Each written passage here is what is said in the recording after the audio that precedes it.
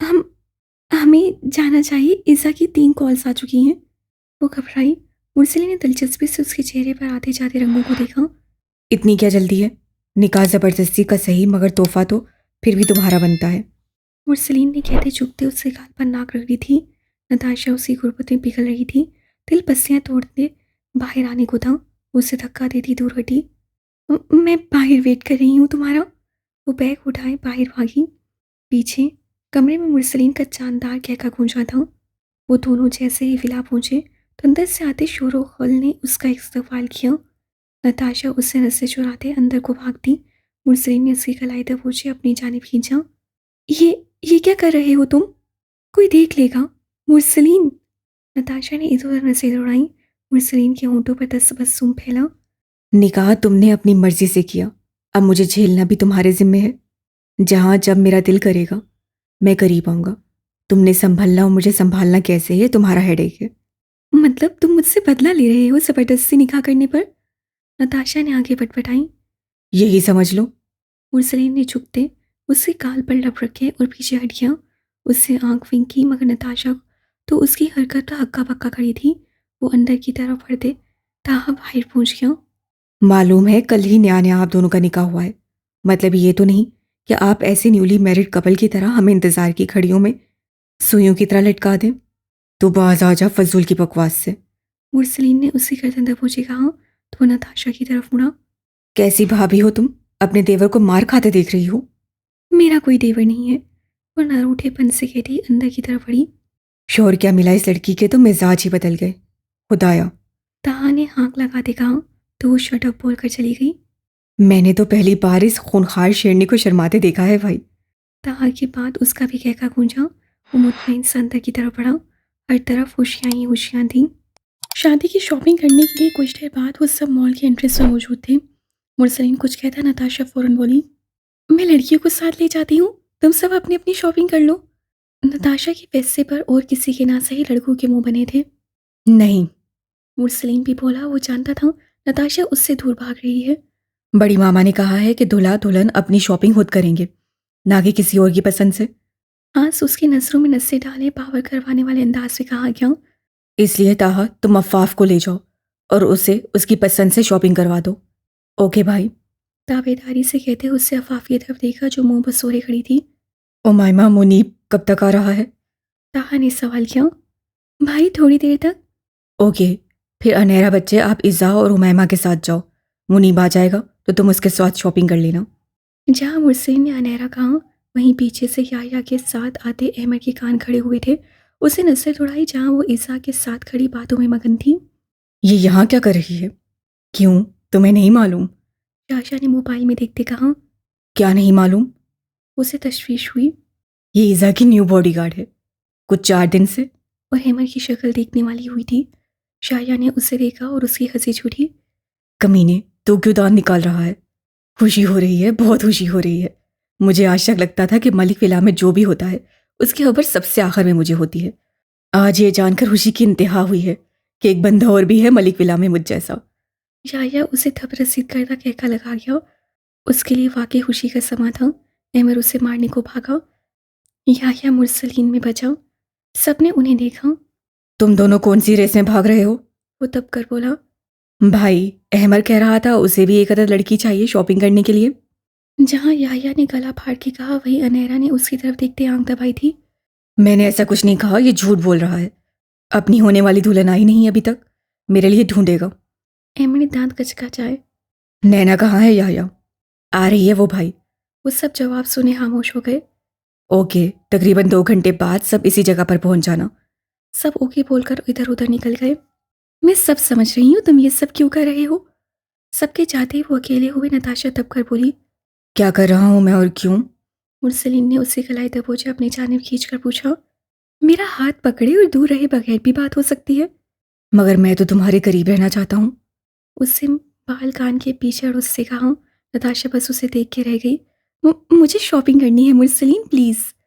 वो अपना आप छुड़वाने लगी। तुम मेरे साथ शॉपिंग करोगी और मेरी पसंद से। दो उंगलियों से उसका गाल ट्रेस करते वो महवर होते लहजे में बोला। तुम यकीनन उस पल को कोस रही होगी ना, जब तुमने मुझसे ज़बरदस्ती निकाह किया था। नताशा की बेतासुर चेहरे को देखते मुरसलीन ने उससे मज़ीद दबाना चाहा तो मुस्कुरा दी।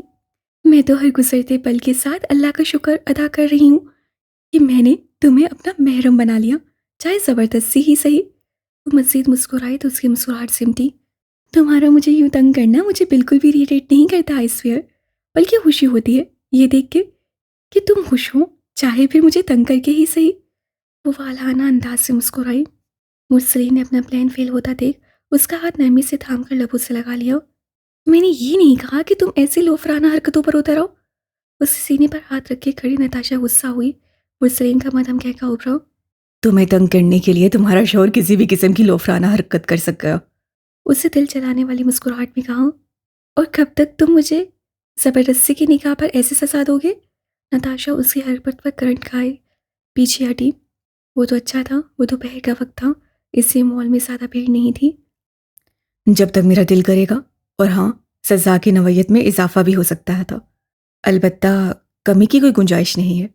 मुरसलीन आगे चलता सोमैनी लहजे में बोला तो नताशा भी सच हटके उसके पीछे चल दी। वो मोबाइल पर किसी से बात करता आगे बढ़ रहा था। अफवाह उससे कदम के साथ कदम मिलाने के चक्कर में चल कम भाग सा रही थी। वो कॉल पर मुखी गुफ्तगू था। अफाफ के पास मौका अच्छा था, ताहा की नज़र से बचते उसने भागने की अभी सोची ही थी। मोबाइल पे बात करते ताहा ने उसकी बात तो पूछ लिया। अच्छा ठीक है, मैं आपको बाकी की डिटेल्स ऑफिस में आके देता हूँ। उधर बात खत्म करते उसने अपने करीब खड़ी पिंक और वाइट कलर की घुटनों तक आती फ्रॉक में मलबूस लड़की को भागोड़ देखा। मैं बात वहाँ कर रहा था मगर मेरा ध्यान तुम्हारी तरफ ही था। अब बताओ क्यों भाग रही थी? ताहा ने कदरे नरमी से ससाई किया। मुझे आपके साथ शॉपिंग नहीं करनी, मुंह बस सोरे कहा गया। क्यों नहीं करनी मेरे साथ शॉपिंग? उससे फौरन पूछा। आप बुरे हैं, आपने मुझे हर्ट किया और मेरे दोस्त, मेरा मतलब है उसको भी। अफाफ की जुबान फिसलती ताहा की सर नजरों का इर्तकाब देखते उससे बात को दुरुस्त किया था। भाड़ में गया वो इंसान। हमारे इतने इंपॉर्टेंट दिन पर भी तुम उस इंसान का रोना रो रही हो अभी तक। ताहा तैश में आया, सबसे बोला। अफाफ सहम सी गई। चलो अब। उसकी शक्ल बता रही थी वो रो देगी, इसलिए ताहा मजीद कुछ कहे बगैर चल पड़ा। वो दोनों बुटीक में एंटर हुए। वहाँ पर मौजूद स्टाफ ने फंक्शन के हिसाब से उसके सामने ड्रेसेस रखे। अफाफ कंफ्यूज से उन सबको देख रही थी। ताहा उसकी उलझन समझते उसके पास आके बैठा और ड्रेसेस देखने लगा। ये तमाम ड्रेसेस बहुत हैवी हैं। मेरी लिटिल ब्राइड से अपना आप संभाला नहीं जाता, वो ऐसे कैसे संभालेगी? ताहा ने फिक्र उछाला। अफाफ का चेहरा उसके लहजे की शुगुफ्तगी पर झुका था। एक्चुअली सर, स्टाफ मेंबर मुस्कुराई, आजकल ब्राइड्स ऐसे ही हेवी ड्रेसेस पहनती हैं और आपकी लिटिल ब्राइड पर ये बहुत सूट करेगा।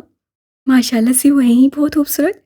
बाकी उन्हें संभालने के लिए अल्लाह ने आपको उनकी ज़िंदगी में भेजा ही है। वो कहते मदम सा मुस्कुराई। ताहा के होंठों पर मायने हेज मुस्कुराहट रेंगी, जिसे देखते अफाफ अजालत के बायस चेहरा झुका गई। मुनीब आ चुका था। इसी उमायमा उसके साथ ही शॉपिंग करने जा चुकी थी। ईसा और अनहरा जूतों की शॉप में खड़ी जूते ट्राई कर रही थी। ईसा अपना ड्रेस ले चुकी थी, अनहरा भी उसकी हेल्प कर रही थी।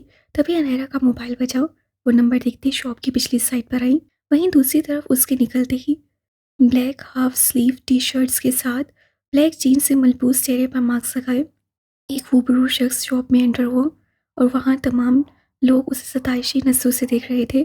हाफ स्लीव्स की वजह से उसकी सफ़ेद वेनी बाजू, फिर शर्ट की वजह से उसका कसरती जिस्म, नीली आंखों में लम्हा पा लम्हा उतरती चमक, हर एक की नसें अपनी जानिब खींच रही थी।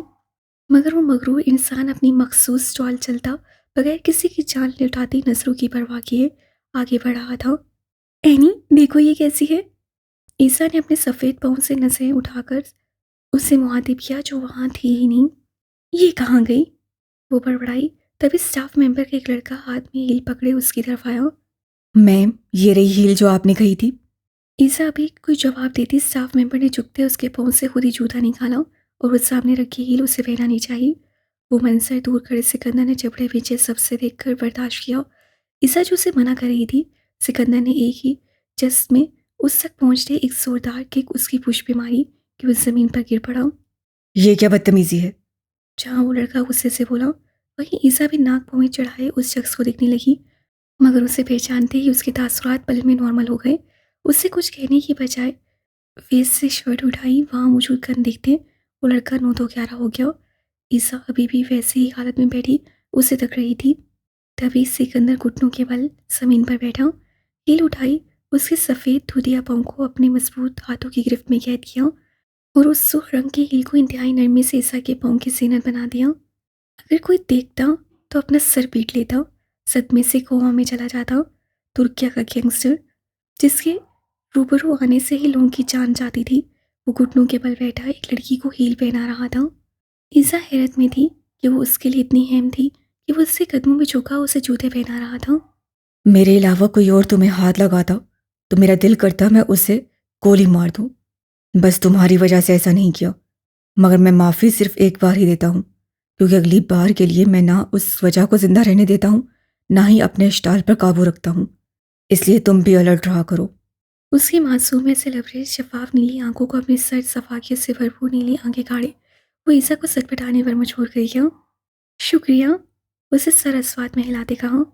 कॉफ़ी के लिए पूछा तो शट अप, लंच के लिए पूछा तो शट अप, शॉपिंग के लिए पूछने वाला था तो भी यही दिमाग में आया था, मगर क्या कहने हैं लिटिल एंजल, जूते पहनाए तो शट अप नहीं कहा। सिकंदर ने शरीर लहजे में सवाल किया। वो बस उसे देखती रही। उसका अंदाज ऐसा था जैसे उनमें सदियों की बेदखलफी हो। वो कहकर पलटा ही था कि ईसा ने उसे जा लिया। तुम ऐसे नहीं जा सकते। कैसे? सिकंदर ने सवाल नजरों से उसे देखा, बगैर अपना चेहरा दिखाए। उससे इत्तेकाक भरे लहजे में कहा। सिकंदर को इस लड़की का कॉन्फिडेंस हमेशा ही हैरान करता था। क्या करोगी मेरा चेहरा देखकर? तुम जितना खूबसूरत नहीं हूं। मेकअप करूंगी तुम्हारा, अब चेहरा दिखाओ। वही कॉन्फिडेंट लहजा। सिकंदर हंसा। ईसा पीछे होती काउंटर के पास रुकी। तुम वाकई इतनी बहादुर हो या मेरे सामने बन जाती हो? उसके दोनों अतराफ में बाजू दिखाए चेहरा नजदीक लाते पूछा गया। ईसा ने आईब्रोज झुकाई। अपनी बहादुरी का तो मालूम नहीं, पर तुम्हारी बहादुरी देख चुकी हूँ, अब ये से कहा गया। मेरी बहादुरी परखने के लिए भी इतना ही काफ़ी है कि तुम पब्लिक प्लेस में मेरे हजार में इतने करीब खड़ी हो कि देखने वाला हमें कपल समझेगा, वो भी रोमांटिक कपल। सिकंदर ने आंख विंकी। उसे गुस्से में ख्याल ही नहीं रहा था, मगर जब ख्याल आया तो ईसा के गाल सुर्ख हुए। जाने दे मुझे, हटे। उसे छूने से गुरेज करती हुई धीमे लहजे में बोली। सिकंदर ने आईब्रोज झुकाई और पीछे हट गया। उल्टे कदम पीछे की जानिब लेने लगा, मगर नजरें उस पर ही जमी थीं। क्या आपकी शादी हो चुकी है? कहने को 10 साल पुराना इश्क था, मगर अता पता कुछ नहीं। वो हर मुलाकात में यही सोचती रह जाती कि वो उससे शादी के लिए प्रपोज करेगा, मगर शायद उस ब्लैक डेविल का दिमाग वाकई खाली था। इसलिए आज हिम्मत करके ईसा ने खुद ही पूछ लिया। उससे देखा था उस सवाल पर सिकंदर के कदम तो रुके थे, साथ आंखों में अजीब सा तासुर उभरा था। वो पहचानने से आ रही थी वो खुश था या नहीं। नहीं, मेरी कोई बीवी नहीं है। जवाब घुमा फिरा कर दिया गया। हाँ, मगर बीवी लाने का इरादा रखता हूँ। तुम्हें अपनी शादी में ज़रूर इनवाइट करूँगा, क्योंकि तुम्हारे बगैर मेरी शादी में मुझे मज़ा नहीं आएगा। सिकंदर की बात सुनते ईसा ने फटी फटी आंखों में हैरत समोए उसे देखा। वो कितनी आसानी से किसी और से शादी कर सकता है, जबकि उससे खुद 10 साल में उसके अलावा किसी और का तस्वुर तक नहीं किया था। वो जा चुका था। ईसा वहीं दीवार से लगी सोचों में गर्क थी। किसी ने इंतहाई बेदर्दी से उसे पीछे की जानिब खींचा था। अब कौन सा नया खेल खेल रही हो मलिक विला में घुस के? मैं जो कहती हूँ वो करके दिखाती हूँ। तुम्हें मेरी शक्ल से नफरत थी तो बस मैं हर पल तुम्हारे सर पर मंडलाने के लिए वहां भी पहुंच गई। उससे शोक लहजे में कहा। मगर मुझे अफसोस हुआ एसपी साहब, आप अपने वादे से मुकर गए। उसकी ब्राउन आंखों में झांकती हुई नरमी से बोली। कौन सा वादा? अहमद ने मोबाइल पर शो होते मैसेज को पढ़ते पूछा। मुझे अपनी बीवी बनाने का वादा, और कौन सा? वो भड़की उठी। कब बनाना है तुम्हें अपनी बीवी? वो ऐसे पूछ रहा था जैसे कोई मेहंदी वाली बाजी लड़की से पूछती है कौन सा डिज़ाइन बनवाना है। ओ हेलो, मैं कोई डबल रोटी या भिंडी टोरी तो नहीं हूँ जिसे तुम बनाओगे। चलती फिरती हसीन खूबसूरत सी समझदार लड़की हूँ। तो ये भाव खाने का नाटक बंद करो और सीधे मुद्दे पर आओ। उसका कॉलर दबोचे वो अपनी तौहीन पर दब उठी। चलती फिरती हसीन खूबसूरत का तो पता नहीं, मगर चलती फिरती ढेर गज लंबी जुबान रखने वाली लड़ाका लड़की तो तुम जरूर हो। अहमद भी दबकर बोला। बोल तो ऐसे रहे हो जैसे मेरी जुबान माप के बैठे हो। बकवास बंद करो फजूल लड़की। अमर उसकी घोर अफशानी पर बल खाकर रह गया। मैसेज करूंगा जब निकाह करना होगा, अभी मुझे कुछ काम है, जाओ यहाँ से। वो अपनी कहते चल पड़ा। बात ऐसे करके क्या है जैसे निकाह नहीं हो गया, कोई डील हो गई जिससे ये मगरूर शहजादा साइन करेगा। तुझे तो ऐसा सीधा करूंगी मिस्टर इडियट, तेरी आने वाली 7 नस्लें में अनहरा आसवी के नाम से डरेंगी। मुरसलीन सर। उसे नताशा के साथ देख अहमद ने दूर से पुकारा। वो करीब आके रुका। सर, वो याह्या का मैसेज आया था।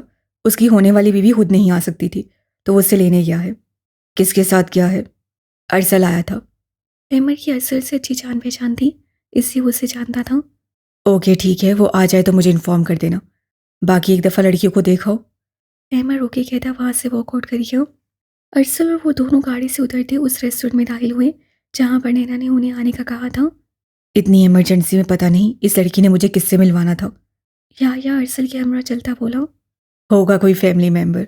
अरसल ने कहा। वैसे तू बता, तेरा मामला कहाँ तक पहुंचा? याया ने नैना को तलाश करते सवाल किया। अरसल हंकारा भर के रह गया। शायशा ने एक नज़र उसके अफसरदा चेहरे पर डाली और फिर उसकी ड्रेसें पलटी और उन्होंने वो मंजर देखा जो शायद ही कभी शायशा मीर को अपनी ज़िंदगी में भूलने वाला था। उसकी खामोशी नोट करते अरसल ने भी उसकी नज़रों की ताकों में देखा। ओ तेरी, ये तो शनावर है अपनी यूनी वाला। मगर नैना उसके साथ क्या कर रही है? अरसल ने हैरत में डूबे सवाल किया। साथ कोई लड़की भी है? अरसल अभी बोल रहा था, शाया भारी होते कदम लिए उससे अविल की जानी बढ़ा। पता नहीं कितनी सोचें थीं जो इस वक्त उसका दिमाग मफलूज कर रही थी। उन्हें 440 वॉट का झटका तो तब लगा जब उन्होंने नैना के साथ बैठी लड़की को देखा। माहिरा। अरसल की लब फड़फड़ाए। उन तीनों ने बायाब वक्त सर उठाया और उन दोनों को देखा। याया को देखते माहिरा और शनावर के चेहरे पर कातलाना मुस्कुराहट रेंग गई। ये दोनों कौन है नैना, और तुम इनके साथ यहाँ क्या कर रही हो? याया ने बामुश्किल गुस्से पर काबू पाते सवाल किया। नैना से क्यों पूछ रहे हो हैंडसम? मैं खुद करवा देती हूँ अपना तारुफ। वो दिल रुबाई से बोली मगर आंखों से फूटता तमस्सुर याया को गलत तरफ अंदेशा दे रहा था। ये जिसे तुम नैना इकबाल के नाम से जानते हो वो दरअसल नैना इकबाल खान है, मेरी कज़न।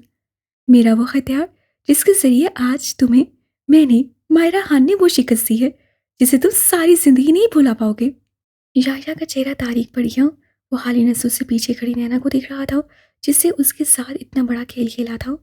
मायरा ने बताया तुम स्टैंडर्ड स्टैंडर्ड बहुत करते हो, तो सोचा तुम्हें जरा तुम्हारी औकात याद दिला दी जाए। क्या कहा था तुमने? मायरा खान जैसी लड़की का कोई स्टैंडर्ड नहीं है, वो तुम्हारे काबिल नहीं है, यही बोल के तुमने मायरा को रिजेक्ट किया था ना। नैना के अल्फाज से यह तीर शायशा को अपना आप छलनी होता महसूस हुआ। आज मैं तुम्हें रिजेक्ट करती हूँ याया मीर, तुम मेरे स्टैंडर्ड के नहीं हो। वो तहकीर अमीज लहजे में बोलती गई। तुम मेरे साथ ऐसा नहीं कर सकती। तुमने कहा था तुम मुझसे मोहब्बत करती हो। इतना बड़ा धोखा नहीं दे सकती तुम मुझे। याया गुस्से से पागल हो रहा था। बोलो, जवाब दो। क्यों किया तुमने मेरे साथ ऐसा? क्या बिगाड़ा था मैंने तुम्हारा जो दिल तोड़ दिया तुमने मेरा? मैंने सच्ची मोहब्बत की थी तुमसे, तुम्हारे लिए अपनी फैमिली के अगेंस्ट तक गया, और तुम इन लोगों की वजह से मेरे साथ धोखा कर रही हो। वो नैना पर झपट रहा था मगर रास्ते में खड़े शनावर ने उसे धक्का देते उससे दूर किया। इससे क्या पूछ रहे हो? मुझसे पूछो, जो इस खेल का मास्टरमाइंड था। तेरी वजह से मैंने जो सारी यूनी के सामने जिल्लत सही, तुझे क्या लगता है मैं तुझे यूं ही जाने देता? बेटा, तूने बहुत गलत जगह पंगा लिया था। माहिरा मेरी दोस्त, और दुश्मन तो हम दोनों का एक था। बस ये प्लान रचाया, तुझे पागल बनाया, और ठीक तेरी मंगनी से एक दिन पहले तुझे अर्श से फर्श पर ला पटका। कैसा लगा गिफ्ट, कभी ना होने वाली मंगनी का? शनावर के पीछे उन दोनों के भी कहके रेस्टोरेंट में गूंजे थे। याया को अपने जिस्म से जान निकलती महसूस हो रही थी। वो हकीकत थी जिस पर उसे लगा रेस्टोरेंट की छत उसके सर पर आन गिरी है। इतना बड़ा धोखा कि उसके होंठों में चंबिश हुई। वो अपना आप नहीं संभाल पा रहा था। दिल में मानूस सा दर्द उठने लगा। दिल टूटने की तकलीफ थी जिसकी वजह से वो तीनों सामने खड़े कहके लगा रहे थे। वगरना याया मीर जैसा तूफान कभी ही देखा होगा उन्होंने अपनी जिंदगी में। तेरी तो कमीने बगैरत घटिया इंसान। अरसल जो याया के रिएक्शन के इंतजार में था उसे गुमसुम खड़ा देख शनावर पर झपटा था। एक जोरदार मुक्का उसकी दाएं गाल पर मारते वो उस पर मजीद हमला करता। याया ने उसका बाजू दबोचे पीछे किया। आज अगर मेरी खुशी की इंतहा ना होती तो मैं तुझे उसका जवाब जरूर देता अरसल, मगर तू भी क्या याद रखेगा, मैं तुझे माफ करता हूँ। शनावर का मकरू कहका फिर गूंजा। या तू चुप क्यों खड़ा है, कुछ बोल क्यों नहीं रहा? अरसल इतनी बेबसी पर उसका कंधा झुलाते चीखा मगर वो सपाट नसें गैर मुराई नुक्ते पर जमाए ऐसे खड़ा था जैसे पत्थर का हो गया हो। वो भी मातम मना रहा है अरसल डार्लिंग, उसे डिस्टर्ब मत करो। नैना चहकती उसके पास आई। ये मेरी शादी का कार्ड है, ठीक 2 दिन बाद मेरी शादी है, जरूर आना, मुझे अच्छा लगेगा। नैना ने कार्ड याया के सीने पर फेंक कर मारा उससे गर्व से आंखें मीची थी। कितना खुश था वो, पहली ना सही दूसरी मोहब्बत को अपना नसीब बनाने वाला था, मगर दूसरी बार भी मोहब्बत उसके हिस्से में नहीं आई थी। वो खाली हाथ रह गया था। ज़हन और जिस्म ऐसे हो रहा था जैसे किसी ने यकबस्ता बर्फ के ढेर में लाकर उसे खड़ा कर दिया हो। पथरीली नजरें उस कार्ड पर टिकी थीं जहाँ नैना के साथ किसी और का नाम लिखा था। आंसू टूटकर गाल पर फिसला और कार्ड की वस में जा गिरा। अभी वो होश गंवा था। अरसल उसे गाड़ी में डाले वहां से निकला था। मली विला के तमाम लोग इस वक्त ड्राइंग रूम में मुतजमा थे। शाया ने खुद को कमरे में बंद कर लिया था। रंग पार्टी भी शॉपिंग से वापस आ चुकी थी। आर्यान और बाकी बड़े परेशान सूरत लिए बैठे थे। अरसल भी उनमें मौजूद था।